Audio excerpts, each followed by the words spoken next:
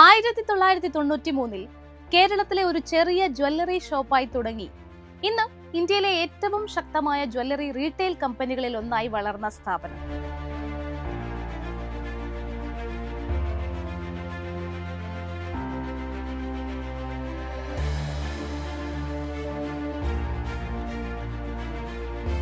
Organised Indian jewellery വിപണിയിലെ ഏകദേശം 6% market share ഇന്ന് ഈ കമ്പനിക്ക് സ്വന്തമാണ്. പടർന്നു പന്തലിച്ച് ഒരു സാമ്രാജ്യമായി മാറിയ വിശ്വാസം അതല്ലേ എല്ലാം എന്ന ഒരൊറ്റ ടാഗ്ലൈൻ കേട്ടാൽ തന്നെ മലയാളികളുടെ മനസ്സിലേക്ക് ഓടിയെത്തുന്ന ഒരു കമ്പനിയുണ്ട്. കല്യാൺ ജ്വല്ലേഴ്സ് തന്നെയാണ് ഈ വീക്കിലെ സ്റ്റോക്ക് ഡിസ്കവറിയിൽ നമ്മൾ പരിചയപ്പെടുന്നത്. Welcome back to the new episode of stock discovery.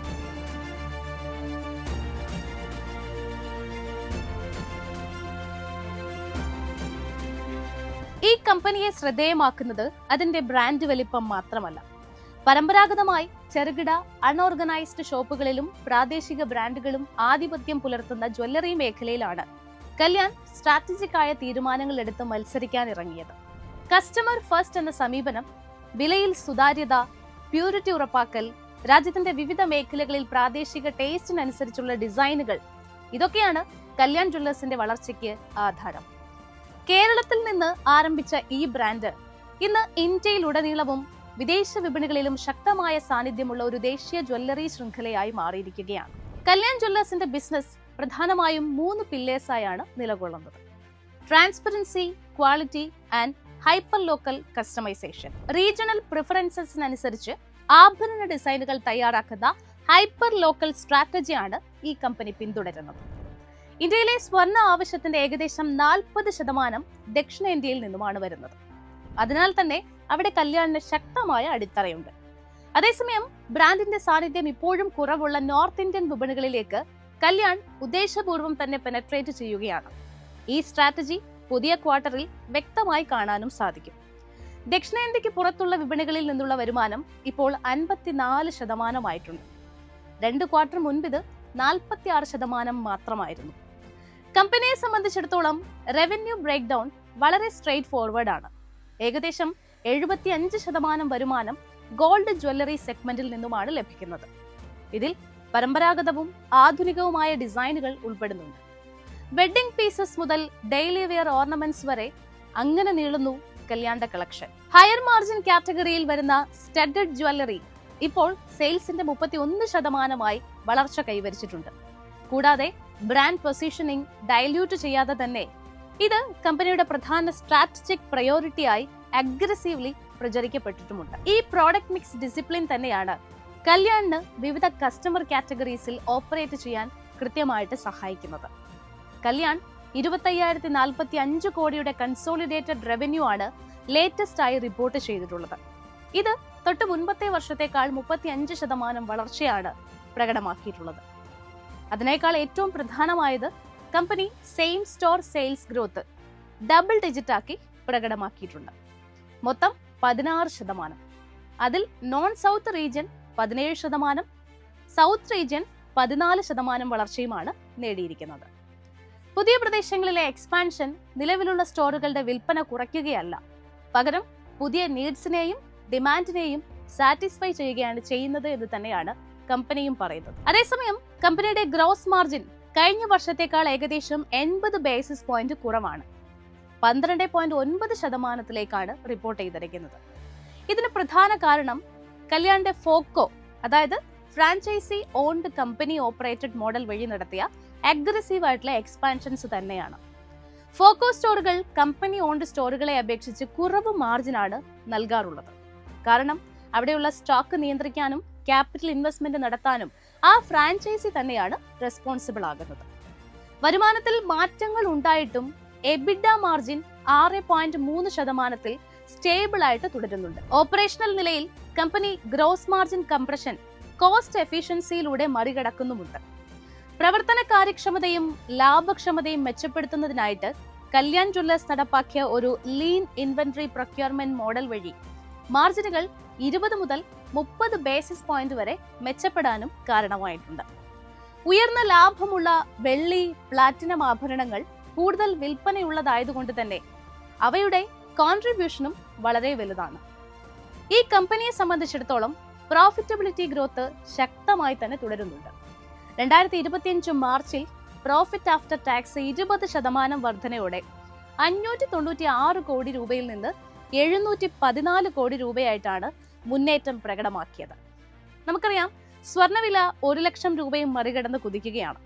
2025 സ്വർണ്ണവില വലിയ ഉയർച്ചയ്ക്കാണ് സാക്ഷ്യം വഹിച്ചത്. അപ്പോൾ ഈ ഉയർച്ച കല്യാണിനെ എങ്ങനെ അഫക്ട് ചെയ്യുന്നു എന്നുകൂടി നമുക്ക് നോക്കാം. സ്വർണ്ണവില കൂടുമ്പോൾ റീറ്റെയിൽ ഡിമാൻഡ് കുറയാറുണ്ട്.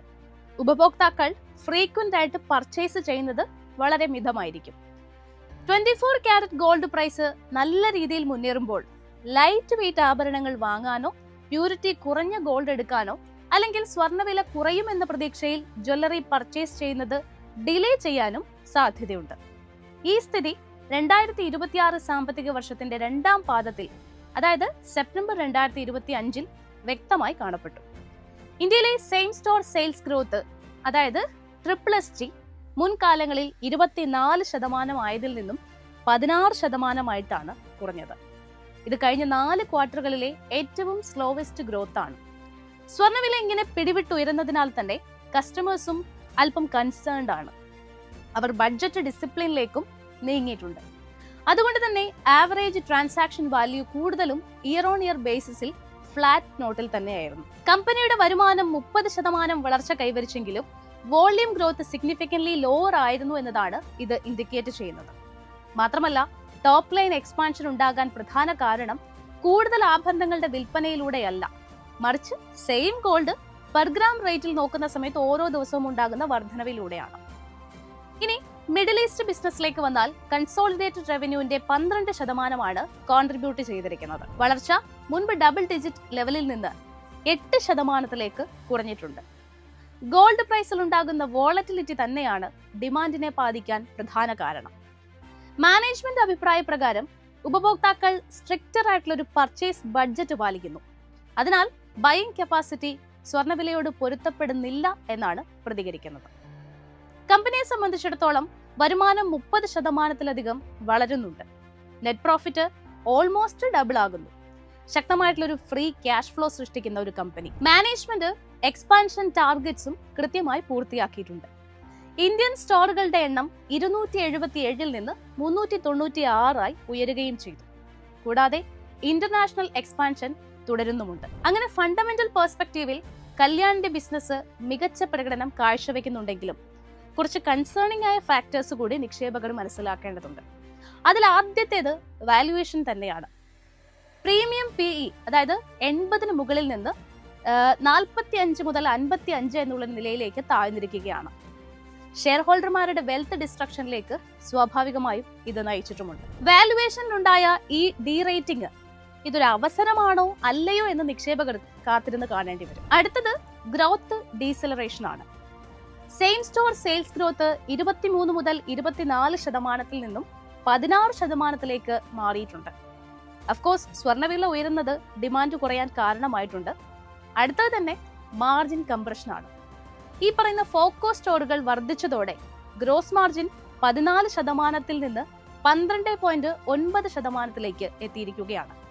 നമ്മൾ മുൻപ് പറഞ്ഞതുപോലെ തന്നെ ഫോക്കോ സ്റ്റോറുകളുടെ ലാഭം കുറവാണ്. കമ്പനി നേരിട്ട് നിയന്ത്രിക്കുന്ന സ്റ്റോറുകളെ അപേക്ഷിച്ച് ഫോക്കോ സ്റ്റോറുകളിൽ ലാഭം കുറവായതിനാൽ മൊത്തം മാർജിനും താഴുന്നു. അവസാനത്തേത് എക്സിക്യൂഷനിലും ടൈറ്റൻ പോലെയുള്ള മറ്റ് റീജിയണൽ പ്ലേയേഴ്സിന് അഗെയിൻസ്റ്റ് കോമ്പറ്റേറ്റീവ് പൊസിഷനിങ്ങിലുള്ള അൺസർട്ടനിറ്റിയുമാണ്. ഇത് കൺസേണിംഗ് ഫാക്ടറായിട്ട് നിലകൊള്ളുകയാണ്. കല്യാൺ ജ്വല്ലേഴ്സ് ഒരു ഹൈ ഗ്രോത്ത് പ്രോസ്പെക്ട്സ് ഉള്ള കമ്പനി ആയിട്ടും കമ്പനി ഫേസ് ചെയ്യുന്ന റിയാലിറ്റിയാണ് സ്റ്റോക്ക് പ്രൈസിൽ കാണാൻ സാധിക്കുന്നത്. ഇതൊരു ഇഡിയോസിൻക്രാറ്റിക് റിസ്ക് അല്ല എന്നുള്ളതും പ്രേക്ഷകർ മനസ്സിലാക്കിയിരിക്കുക. സ്വർണത്തിലുണ്ടായ ഈ മുന്നേറ്റം കാരണം ഈ ബിസിനസ് മോഡൽ അല്ലെങ്കിൽ മൊത്തത്തിൽ ഈ ഇൻഡസ്ട്രിയുടെ വോള്യൂം സെൻസിറ്റിവിറ്റിയെയാണ് എക്സ്പോസ് ചെയ്യുന്നത്. ഇവിടെ പ്രൈസ് ഡ്രിവൺ ഗ്രോത്തിനെ അപേക്ഷിച്ച് വോള്യൂം ഡ്രിവൺ ഗ്രോത്ത് ആണ് അധികവും ഉണ്ടാകുന്നത്. ആഗോളതലത്തിൽ സ്വർണ്ണവില കുറയുന്നതുവരെ ഒരു സ്ട്രക്ചറൽ ഡിമാൻഡ് വീക്ക്നെസ് ഉണ്ടാകുമെന്നാണ് നിക്ഷേപകർ പ്രൈസ് ഇൻ ചെയ്യുന്നത്. അതുകൊണ്ട് തന്നെ ഈ റിസ്ക് കോമ്പൻസേറ്റ് ചെയ്യാനായി കുറഞ്ഞ വാല്യുവേഷൻ മൾട്ടിപ്പിൾ അല്ലെങ്കിൽ കുറഞ്ഞ PE ഡിമാൻഡ് ചെയ്യുന്നത് തികച്ചും സർപ്രൈസിംഗ് അല്ല. നിക്ഷേപകരെ സംബന്ധിച്ചിടത്തോളം ഈ വീക്ക്നെസ്സിൽ നിന്നും ഉയർന്നു വരാൻ കമ്പനിക്ക് മുൻപ് സൂചിപ്പിച്ച സ്ട്രാറ്റജിക് ഇനീഷ്യേറ്റീവ്സ് വിജയകരമായി എക്സിക്യൂട്ട് ചെയ്യാൻ സാധിക്കുമോ എന്നതാണ് പ്രധാന ചോദ്യം. ഇത് ചെയ്യാൻ സാധിച്ചാൽ ഗോൾഡ് പ്രൈസ് മോഡറേറ്റ് ആകുന്നതോടെ ശക്തമായ same store sales growth report ചെയ്യാൻ കമ്പനിക്ക് സാധിക്കും എന്നുള്ളതിൽ സംശയമില്ല. ലോങ് ടേം ഇൻവെസ്റ്റേഴ്സിനെ കണക്കിലെടുക്കുമ്പോൾ കല്യാൺ ജ്വല്ലേഴ്സ് നിലവിലെ വാലുവേഷനിൽ ഒരു റീസണബിൾ ബെറ്റായി കൺസിഡർ ചെയ്യാമെന്നാണ് എക്സ്പേർട്സിന്റെ വിലയിരുത്തൽ. ഫൈനലി 2025 സ്റ്റോക്കിലുണ്ടായ വീക്ക്നെസ് കാണിക്കുന്നത് ബിസിനസ് ക്വാളിറ്റി മോശമാകുന്നു എന്നല്ല, മറിച്ച് മാർക്കറ്റ് എക്സ്പെക്ടേഷനിൽ ഒരു റീകാലിബ്രേഷന്റെ ആവശ്യകതയാണ് റിഫ്ലക്ട് ചെയ്യുന്നത്. ഓർക്കുക, ഇതൊരു സ്റ്റോക്ക് റെക്കമെൻഡേഷനോ അഡ്വൈസോ അല്ല. ഭാവിയിൽ ഒരു പോസിബിൾ അപ്മൂവ് ഉണ്ടാകാൻ സാധ്യതയുള്ള വാച്ച് ലിസ്റ്റിൽ ആഡ് ചെയ്യാൻ പറ്റുന്ന ഒരു സ്റ്റോക്കാണ് കല്യാൺ ജ്വല്ലേഴ്സ്. നിങ്ങളുടെ നിക്ഷേപങ്ങൾ കൃത്യമായ സമയത്ത് കൃത്യമായ രീതിയിൽ ചെയ്യുന്നതിന് മുൻപ് ഒരു ഇൻവെസ്റ്റ്മെന്റ് അഡ്വൈസറുടെയോ ഒരു സെബി രജിസ്റ്റേർഡ് അനലിസ്റ്റിന്റെയോ അഭിപ്രായം തേടുക. ഇനി മറ്റൊരു സ്റ്റോക്കിന്റെ കൂടുതൽ ഡീറ്റെയിൽസുമായിട്ട് സ്റ്റോക്ക് ഡിസ്കവറിയുടെ അടുത്ത എപ്പിസോഡിൽ കാണാം. Stay tuned.